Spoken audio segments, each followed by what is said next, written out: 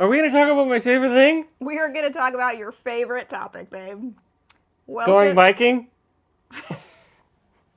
Your other favorite topic. Even better.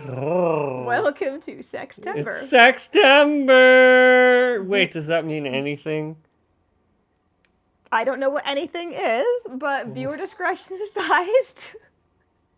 We don't know where this is going to go, so, There might be confessions, shocking content, clickbait. Could happen. Yeah, so this is our experience. It is not advice. We are not experts. We are simply telling our stories. I do highly recommend watching our previous video where we made fun of purity culture, because then you will understand the background that I am coming from, because I grew up in purity culture and have had to deconstruct that. So if you grew up in purity culture, hopefully you'll find this very relatable and maybe funny, maybe not. If you grew up in the real world, I hope this is just enlightening for you. Welcome to our Wonder Family podcast, sharing inspiring stories to encourage families to thrive through life's challenges. My parents believe the best way to build a bridge of connection, awareness, and understanding is through sharing raw and real stories. Now here's today's story with my mom and dad. Yeah, if you haven't seen our last episode and want a good laugh before you talk about real intense activities in bed, then go have a good laugh at our How to Raise Insecure Teens, Insecure Wives, Raise Your Teens to be Insecure Wives. Make sure you're girls, and we got girls, so I don't know how to raise insecure boys, but I'm assuming it's similar. You could probably but we know how to make sure they're not ready and super insecure about their wedding night. Mm-hmm. So yeah. Click it wherever it is. It's hilarious. We're funny. Yeah, so this is our experience. It is not advice. We are not experts. We are simply telling our stories. Also, I grew up in emotional neglect and physical abuse that was justified using the Bible, so religious abuse. And so obviously all of that also affects my perspective and my experience. I grew up in a household with a mom who believed, but it was definitely, she had no context. There was no such thing as purity culture in my world. And my dad's not a believer at all. So you can imagine how I come with a completely different context to this whole different conversation. And you did not read I Kiss Dating Goodbye, so that was kind of a red flag. The book or not reading it? The fact that you did not read this. Going into our relationship, you're like, wait, you did not read the instruction manual? Okay. I did not court Becky. We are not on the same page. As it turned out, Dwayne is a decent human being and probably had a much healthier approach to our relationship than all the weirdness that I had from purity culture. Dwayne is healthier, even though he did not read the book. Not less awkward. I'm definitely as awkward as you. But I say our relationship and our experience kind of dispelled a lot of my subconscious false beliefs, even before I knew I had those. So that was super helpful. Once I started recognizing the false things I believed, to already be like, well, I know that's not true because we've already, lived the fact that it's not true. Yeah, so anyway, I was going to start with the teenage years. The teenage years. The whole purity culture thing probably starts with learning about periods. I was given a book and told, if you have any questions, feel free to ask. Don't ask. That was the nonverbal communication. I don't know that there was ever a sex talk. It's probably safe to say there wasn't. Definitely don't ask about that. If you can't talk about periods. Can't talk about periods, then you're not going to talk about sex. So my sex education was don't kiss till you're married, don't have sex till you're married. But yeah, periods. Weren't allowed to talk about those. Like I said, I read the book. Sometime after my period started, we were visiting my grandparents, and how that normally works is after lunch, all the men go to the living room and take naps, and the women are in the kitchen cleaning up and talking, and the kids go outside and play. My sisters and I are older than all of our cousins, and so I was definitely at the older end of things and kind of not super interested in being outside playing. So I was like, I'm going to go find out what the women are doing. So I came into the kitchen and was just standing there in the doorway, and my mom and my aunts and my grandma are talking about their first period. They're telling their stories, and I was like, people actually talk about this. I had no idea. And they saw me standing there, and they're like, oh my goodness, a child is here. Go outside and play. We're having adult conversation. And I was like, wow, okay. I've experienced this, but I'm not mature enough to talk about it. And your mom knew you'd already had your first period. Yes. In hindsight, I'm pretty sure the reason this conversation was happening is probably because my mom told them. And so now they're all talking about periods, so they felt kind of awkward that I walked in on them talking about me, even though they were talking about themselves. In hindsight, that would have been an excellent opportunity to be like, hey, welcome to womanhood. Would you like to join us? We're telling period stories. Yeah, Break the ice. great Listen moment to to stories. celebrate the next You don't even stage have to celebrate. of life. You don't have to be awkward in any way. Well, it shape, or doesn't have to form. be Just an like, awkward celebration, but we're that talking about sense periods. Join yeah. us. You've Yeah. experienced. But no, that did not happen. So that was teen years. Teen years. Before marriage. I don't know, how did I jump? We don't even talk about dating. But anyway, that doesn't matter. We did dating fast. I mean, Yeah. our dating period was, what do we date? From We met in October to August. December. We met in August. We started dating the beginning of October. Got engaged Yep. in December. Got married in May. Yeah, so exactly. 9 months from the time we met to when we got A lot married. of time to talk about sex. No, we did not talk about sex at all. Not. We were in full-time ministry. We were living at a summer camp. Hence why it could happen so fast. We were together from 7 a.m. till 10 p.m. every single day. We went on a road trip together with a group of people. Like, there was no hiding any. It wasn't like when The you go on only a date thing we once a hid week. was our bodies. Right. But it's not like when you go on a date like once or twice a week that you can just like show up and put on your best self. I think we saw the worst of each other. We saw each other cranky. Well, you definitely, We always saw each definitely other fully clothed. fully clothed. We didn't see everything. You didn't see everything. Yeah, so we got to know each other Because we pretty. were in purity culture. You're certainly not going to do that in ministry. Or we're not going to walk around naked in any culture. Definitely. But anyway, around the time we got engaged, you asked about birth control. And so I started researching natural family planning. And I found out like how my body works in regards to periods and fertility. And that was really empowering. And like my life makes so much more sense now. At how old? 24. But apparently, I guess there's a fear in purity culture that if teenagers understand about their body and fertility, they will have sex because they will know how to avoid getting pregnant. Well, that's dumb. They could just use condoms. But my perspective on condoms are they're for whores. And you suggested using them, and I was horrified. Turns out condoms are also for married people who don't want to get pregnant. Who knew? Or anybody who doesn't yeah, want to get pregnant. also- It's really good at preventing that. Side note, you can buy them on Amazon. You do not have to go into the store. You do not have to be seen in public buying them. Because I still felt awkward about that. Still, I mean, we're still working. we were married at that point. Yes, and you like, still felt awkward I felt at so awkward. Walgreens. I was told, like I said, my extent of sex education is don't kiss till you're married, don't have sex till you're married. But I decided that's a lot of firsts in one day. So I decided that when he proposed, I would say yes and kiss him. So he was surprised because I guess you Did thought... I know this? No, you were surprised because you thought that we weren't going to kiss till marriage. I guess we didn't talk about this, so you assumed in my ultra purity culture that you just have to wait till the wedding day to kiss me. And I did not know that you had that expectation either. But my understanding I is you were definitely surprised. expected to kiss you when I proposed. My recollection is that you were surprised that I kissed you. Also, Oh, I kissed sure. you. So our first kiss was me kissing you. Well, sure, there's got to be consent. Did you consent? I did not consent to this! Okay. Pretty girl kissing me! So, we've been engaged a few days when we went and visited my family.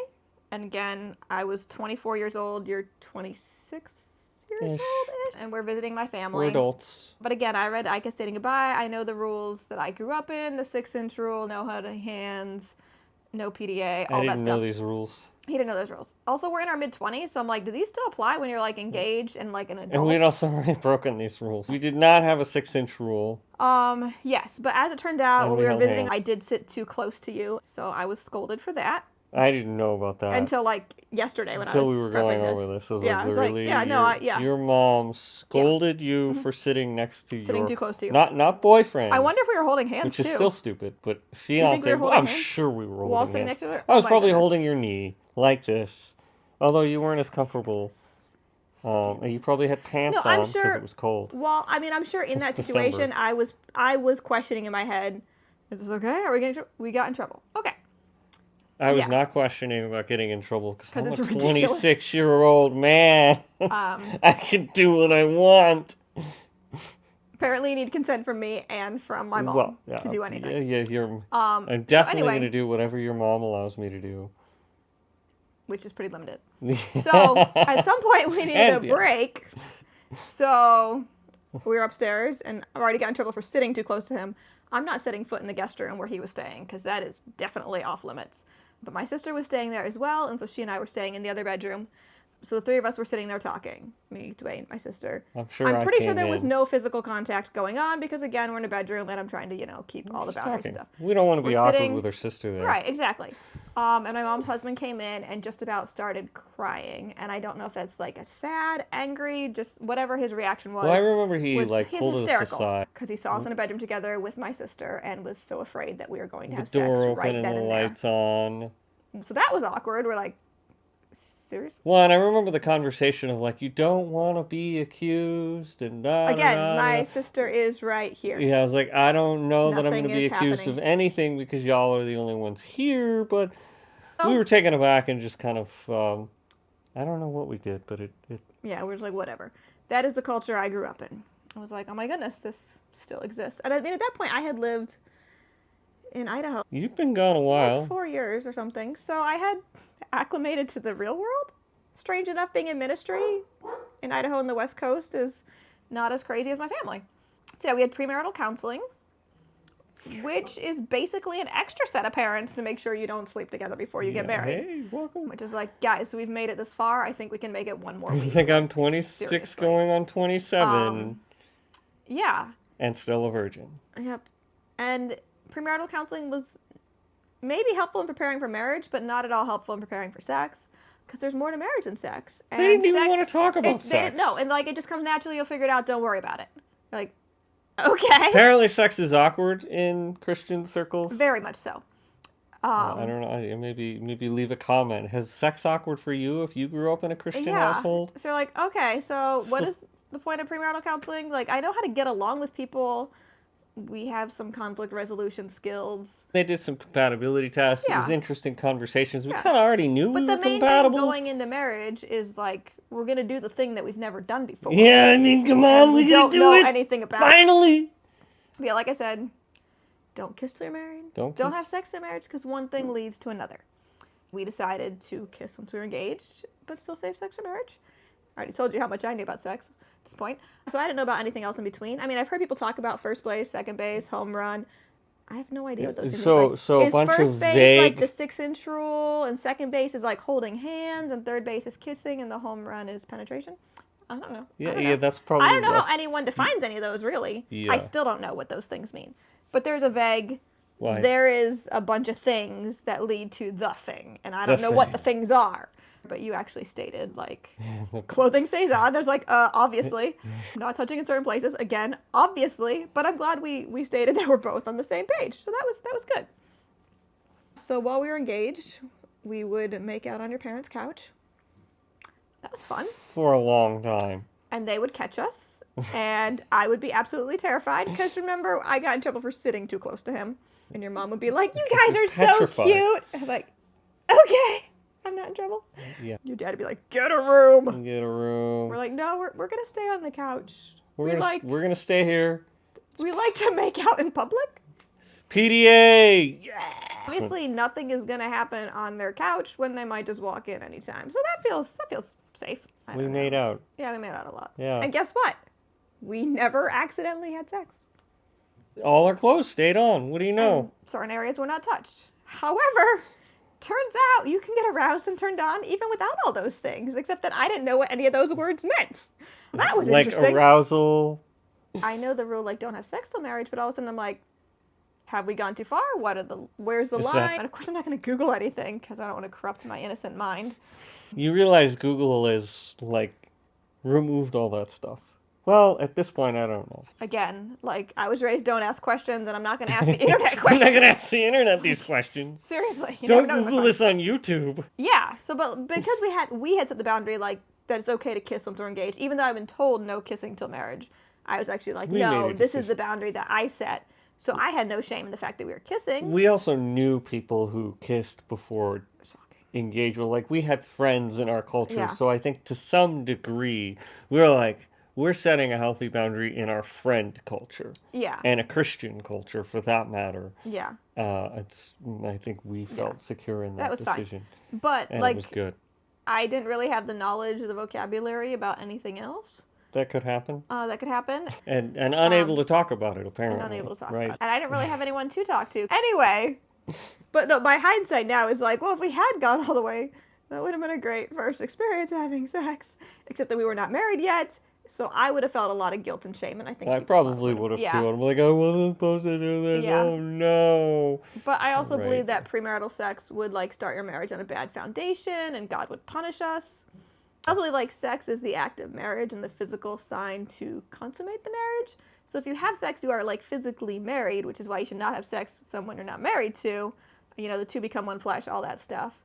So if you have sex before marriage, like now you kind of have to get married because you're kind of like halfway married already, but you also jinxed it and it's like doomed to fail. So you're kind of screwed either way. So So from don't our have belief, sex before marriage. our belief structure that was not deconstruction, it was definitely impaired. Follow the boundaries we set.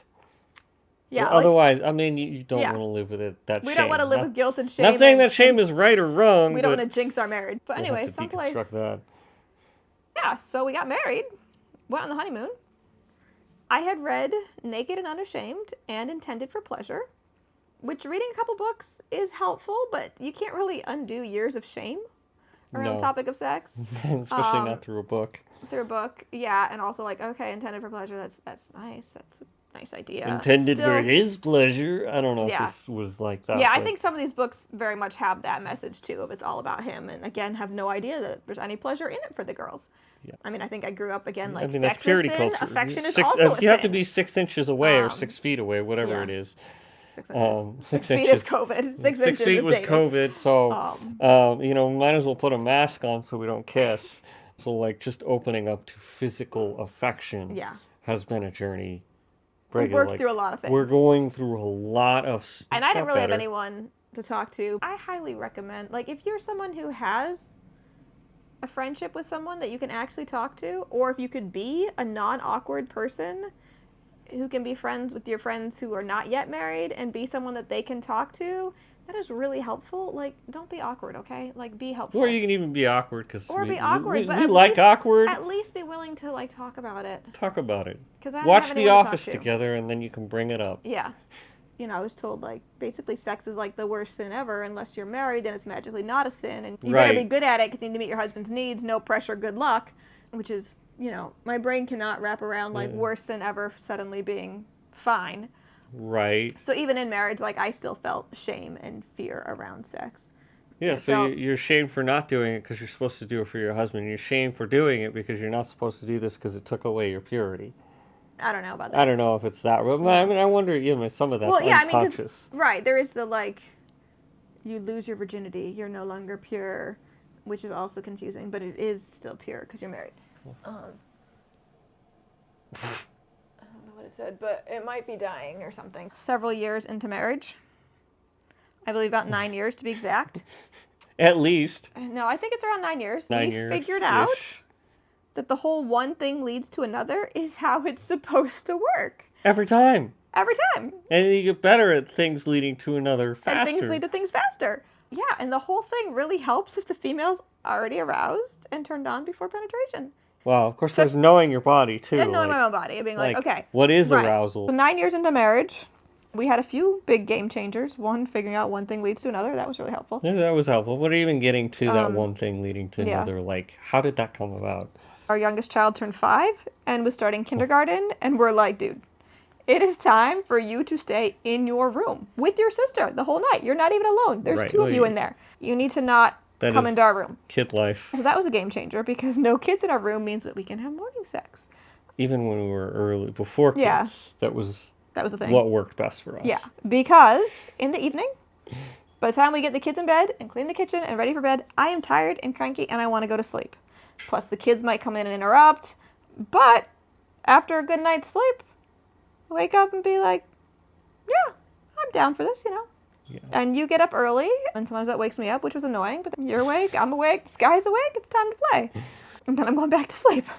Which is great, because then you're happy, and you go out there and take care of the kids, and I could sleep in, because you're happy, and I get more sleep. So it's a win-win. It's a win-win. Yeah, so there's the game changer for women who want to sleep in. Just wake up early, have sex, go back to sleep. He'll be happy. If If he if doesn't that have to works go anywhere. in your situation, you can yeah. try it. Yeah, so other things that have helped is over the course of 12 years of marriage, I have gotten like slightly more comfortable in my own skin.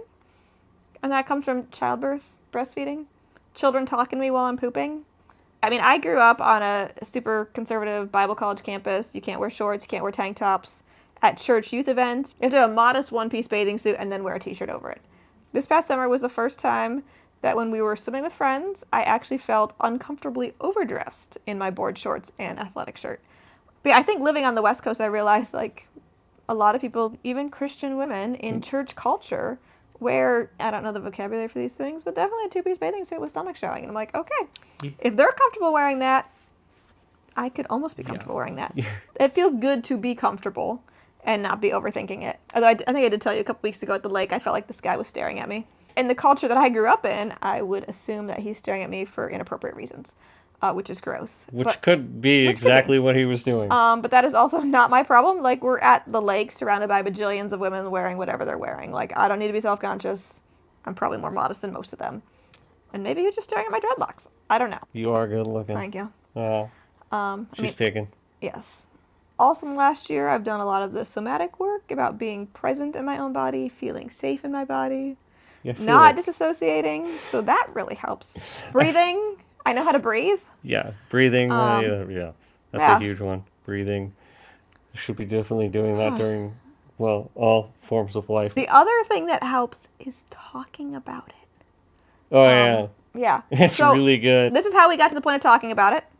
It was a couple years ago, I started going to church again. And our pastor kept referencing the sermon series that they had done on sexuality. And he made enough references to it that I was getting curious. So I found the podcast online, and I closed my office door, and I had the volume on really low. Felt super scandalous listening to this. I had to, like, psych myself up and be like, he preaches in church, and there are teens in the church service. So it's got to be clean and safe. Like, I'm not going to corrupt my innocent mind listening to sermons. But yeah, that is how much shame, awkwardness, and embarrassment I felt about the subject 2 years ago. But yeah, the sermon series kind of just stirred up some thoughts, and I'm like, the most logical person to process this with is my husband. And we both work from home together and eat lunch every day. So I confessed to him that I had been listening to this sermon series, and he thought it was great. Well, so the confession more felt like we didn't go to church anymore. You just started going back to church. I was like, so you're listening to sermon series now? Yeah, I'm listening to It was almost like a confession like around deconstruction, not a confession around sex conversation. The topic of the sermon series.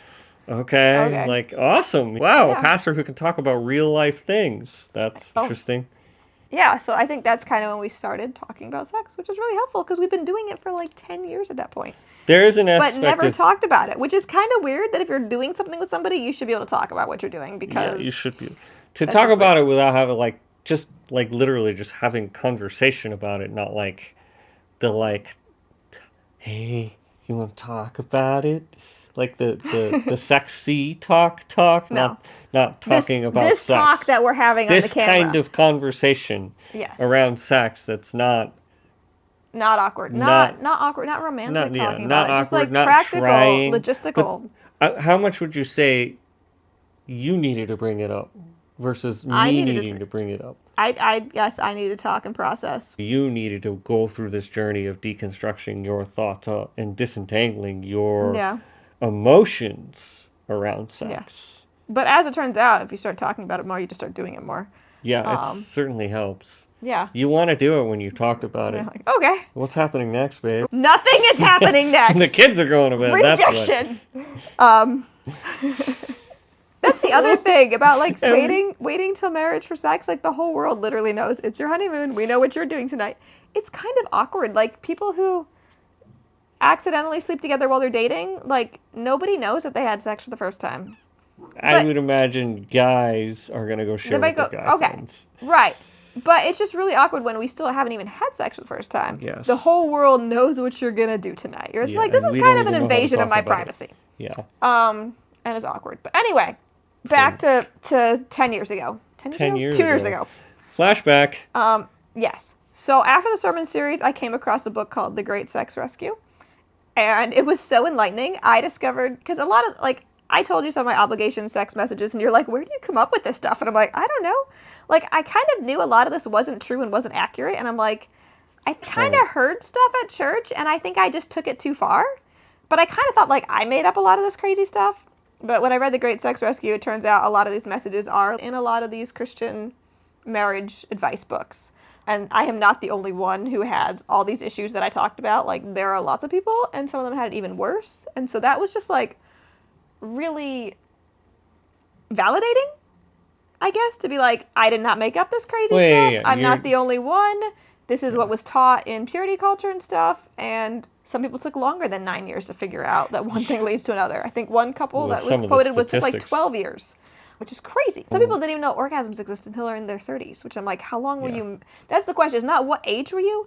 My question is more like, how long were you married before you figured that out? Because there are surveys that are just surveying, like, at what age did you discover female orgasms? A little more.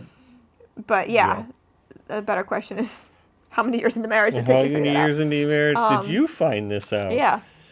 I think that book especially kind of is when I started really deconstructing purity culture. And I was like, I discovered purity culture was a thing. I thought this was just following the Bible.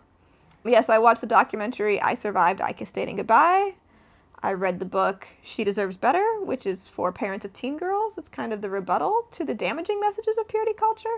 Which one did I listen to? You listened to the Good Girl's Guide to Great Sex. Good Girl's Guide to Great Sex. But She Deserves Better, we should buy a paper copy, and because it has questions at the end and discussion questions that you can have with your kids and stuff. Interesting. But didn't she write like a boys version? Good Guy's so Guide? Yes. Yeah, the Good Guy's Guide to Great Sex and the Good Girl's Guide to Great Sex, which sounds scandalous because it has the word sex in it.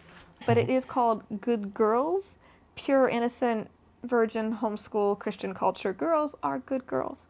This is the book for the really innocent, but it just still sounds a little bit scandalous. But it's not scandalous. It's for everybody. But it's for everybody. If you're that person, you need it even more. But if you're that sheltered, this book is for you.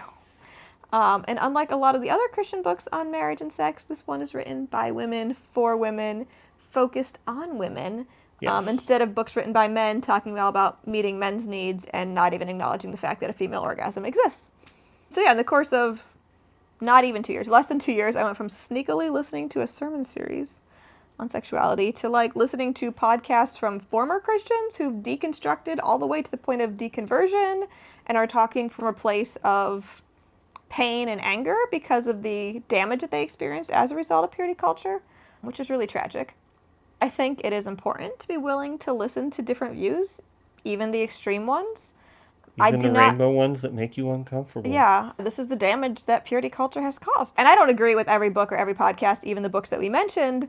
I definitely err on the side of questioning everything I'm hearing and being super distrustful, which I think is healthy. I think that's really, really healthy. But I think there's something to be said for being willing to listen and to question it and then figuring out where I stand. Mm-hmm. Because my thing is like, okay, purity culture messed me up, so I could just go to like, okay, let me find someone who's deconstructed, and what am I supposed to believe now? Yeah. Tell me all the correct answers now instead of like figuring out for myself. It's a figuring out, because you shouldn't, no one should dictate your shame. You should be able to go in and go, why do I feel shame? Right? All the somatic stuff you're doing, so you can find it and cover it. Because living in shame sucks. Yeah. Like, that just takes away so much, and I think that's something that's been so cool to watch on this journey, is with the sense of shame being gone, we can sit here and have a conversation and put it on the internet about sex, which... And I haven't felt that awkward yet. Because we're just having a conversation with the camera. I mean, Once it's on the internet, I might have a major vulnerability hangover. This is... like, I can't believe we posted that. I know how to help you with that. So if this has been helpful, please, please, please, please, please comment and tell me this has been helpful. Tell me thanks for sharing. Yeah. Tell me how this has been helpful. Start a conversation. Otherwise, I might, a month later, just take this off the internet because I can't believe I posted that. I can't believe we're talking about sex, but it's Sextember. But that being said, as far as comments and stuff, I am totally open to feedback and advice. I do have like a therapist, but if you want to therapize me, I'm down for free therapy. But if I don't know you, I don't trust you.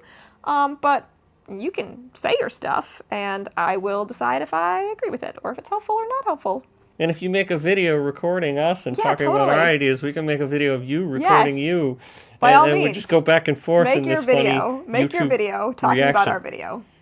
That sounds very fun. And then tag us, because we want to see your video. Yeah, we'd love to hear your thoughts. We definitely want to hear your thoughts. Let us know other things you want to know, too. Ask questions, and we could have a Q&A. So I think my final note is kind of like moving forward, like, we don't want our kids to struggle with the issues that I had.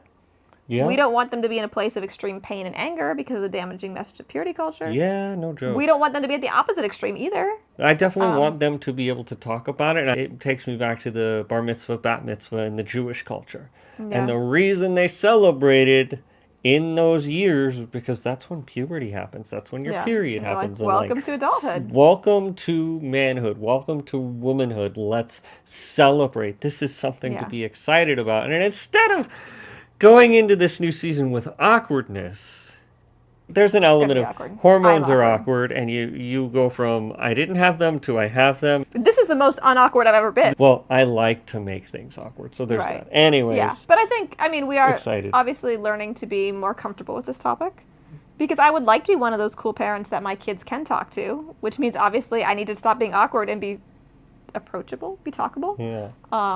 Yeah, so we're working through that. Obviously, we're being less awkward. We just talked about it on camera, so... Yeah, and at this point, I think we're just, as our kids ask questions, giving age-appropriate answers. So there's still, my brain is spinning, like, how do I answer this question? You know, they're like, do you not understand? I'm like, I understand the question, and I know the answer. Just trying to figure out how to, like, how to word this in a way. But I also don't want to, like, I feel like I was shut down when I asked questions. It was like, don't ask, don't ask, don't ask. So there's this element of not right, so it's like, repeating, if they're curious... You know, it's like I want to answer those questions as not awkwardly. Well, and from the perspective of where I'm at, I don't want them to hear from the first time from a teacher in school, or God forbid. I mean, the worst day I heard about it was my friends handing me dirty magazines, right? And then it's like this whole world unlocked in front of me, and it's like, well, as a parent, I'd rather be in front of that so they know they can talk to me about this, because I didn't know I could talk to my parents about dirty magazines. And then I was ashamed. The law of first mention. Yes. Like, when you first hear about something, that is like your line, and then every other message that you hear, you compare to that. So us wanting to be the ones who tell them first, so when their friends say something that doesn't line up with what we said, they can be like, you know. Maybe we should do an episode on that, because we'll keep going. Yeah. So let us know what you want to talk about in terms of opening up to kids, because we're figuring that out. We love advice. All those books I mentioned, they have a whole course for helping parents talk to their kids about these things. Yeah, and if you're serious about going and deep diving, what's this gal's name again? Sheila Greger. Sheila Greger. I probably don't agree with everything she said. But she's really good at framing it in one. This is not what you have to believe, but here are the things, and here are the things to consider. Yeah. And so it makes you ponder and dig through. It more in the way of like a philosophy would get you thinking. They do a lot of surveys and a lot of statistics and research to be like, how has purity culture and how has these specific messages affected women? And it's still, you know, for those who are still Christian, it's still a Christian spiritual framework around all of this. Christian people talking about sex. If you're not a Christian, then wow, you're here. That's funny. Cause I hope you found it entertaining. Yeah, I hope you found it entertaining, but maybe you like watching Christians deconstruct. And if you have friends who are Christian, now you understand why they're so weird about sex. Obviously, we'll be sharing more. Who knows what we'll be sharing? Who knows what we'll be sharing? We don't have a plan. We don't know where we're going. There's no schedule of what we're talking about next. We have some ideas. All right, like, subscribe. It really Get out of my bedroom. Go away.